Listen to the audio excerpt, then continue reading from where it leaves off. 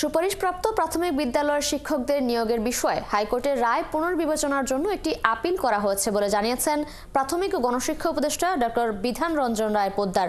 সন্ধ্যায় ফরেন একাডেমিতে শিক্ষা সংস্কার সংক্রান্ত পরামর্শক কমিটির প্রতিবেদন নিয়ে এক সংবাদ সম্মেলনে তিনি একথা বলেন। প্রতিবেদনে প্রাথমিক শিক্ষকদের বেতন বাড়ানো ও মান অনুযায়ী প্রাথমিক বিদ্যালয়কে সবুজ হলুদ লালে চিহ্নিত করা সহ বেশ কিছু সুপারিশ করা হয়েছে। আরও জানাচ্ছেন নাদিয়া শারমিন।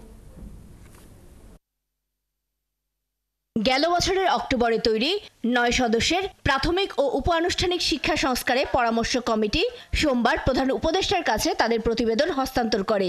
অংশীজনদের সাথে মতবিনিময় এবং দেশের 11টি জেলার 12টি উপজেলা পরিদর্শন শেষে স্বল্প, মধ্যম ও দীর্ঘমেয়াদী প্রস্তাব দেয় কমিটি।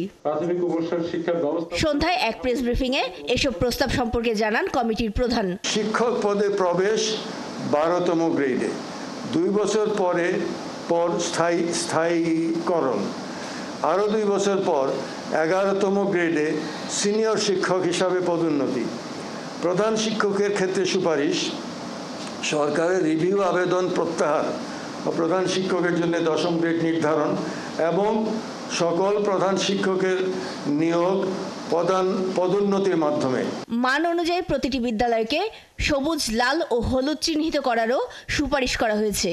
পিএসসি আর ফিরবে না, তবে শিক্ষার্থীদের বদলে বিদ্যালয়গুলো ঠিকভাবে কাজ করছে কিনা সেটি যাচাইয়ের সুপারিশ এসেছে। যদিও কারিকুলাম নিয়ে আলোচনা হয়নি বলে জানান তিনি। প্রাথমিক শিক্ষা সমাপনী পরীক্ষা সেটার প্রয়োজন নাই, তার পরিবর্তে বলছি যে একটা মূল্যায়ন তো থাকতে হবে।